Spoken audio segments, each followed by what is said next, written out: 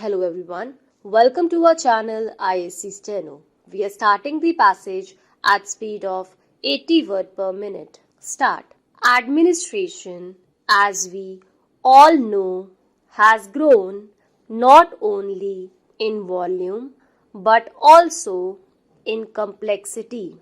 So, it is but proper that the House attaches the greatest importance to the machinery which is charged with the responsibility of seeing that the recruitment and the discipline of the services are maintained at the highest possible standard. Sir, the report before the House gives a clean bill to the government, but from what some of the honorable members pointed out during the debate, it seems to me that the report is significant for what it omits to say. For instance, my honorable friend Mr. Bhargava drew attention to a number of alleged irregularities on the part of the Commission and the ministries. We do not know how far they are true because they do not find a place in the report. Probably they fall outside the years to which the report relates. But if the observations made by my honorable friend are borne out by facts, it is a matter for serious consideration. If the Commission's role should be what it is generally expected to be by the government and the House, it has probably to assume a superior role if it is to control effectively the policy of recruitment and the standard of efficiency in the services generally. Sir, I shall not go into the question referred to by the honorable member, and we expect the honorable member to throw more light on the aspects which were brought to the notice of the House. Sir, reference has been made to a fall in standards. It is said that education in the universities and the educational system generally should improve, and unless that is so, we cannot have the desired personnel to man the services.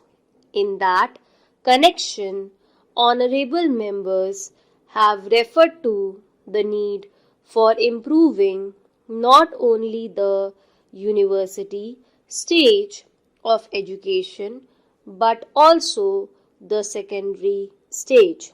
I would like to go a step further and say that the whole system of education has to be looked upon as one integrated whole, and unless we strengthen our educational system from the very bottom, it is no use our concentrating only on the university stage or the secondary stage.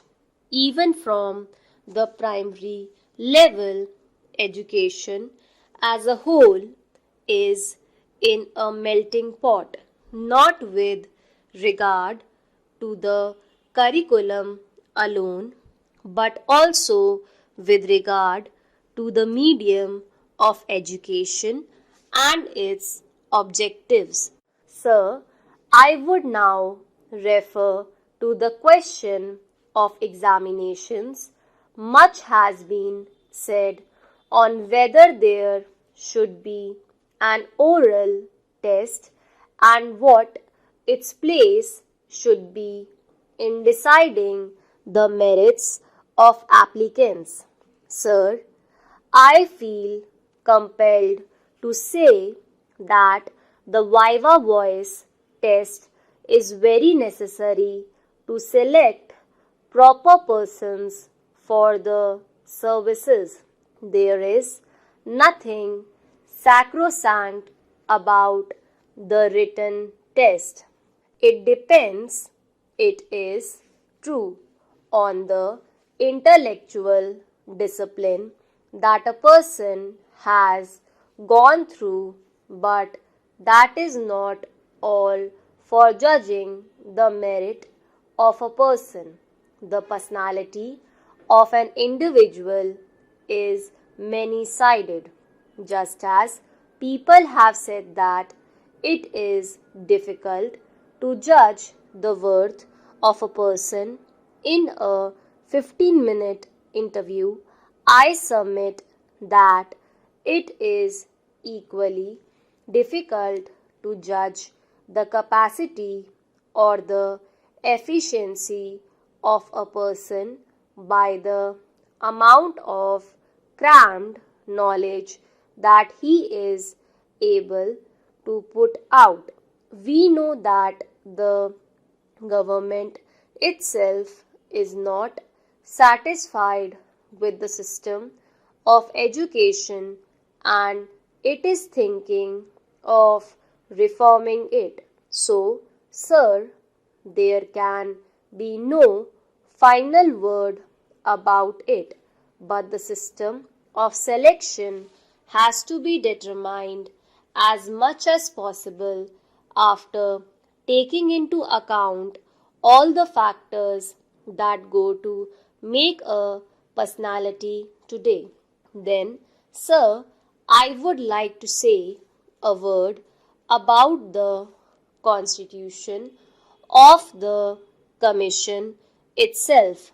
Much has been said about the need to maintain the dignity of the commission and the preeminent place given to it in the constitution.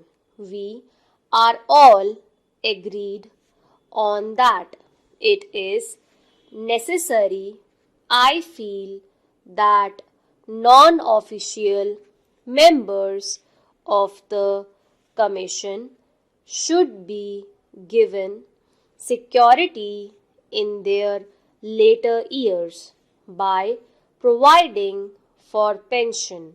But I would like to know how many non-official members are in the UPSC. I think the strength of the non-official element is very little, and I would in this connection point out to the government the need for taking in more men from public life. Sir, at the present moment, it is dominated by the official element. It is true that there are distinguished men from the educational and other fields, but then we have to have regard to the needs of the present day administration when we have passed from the regulatory stage of the government to the welfare stage and to have persons in our services who have a broader outlook on our problems. I would, in this connection, recall the observations of Dr. Appleby when he said, with regard to the Indian Administrative Service, that a member of that service was more conscious of his membership of the service to which he belonged. Stop.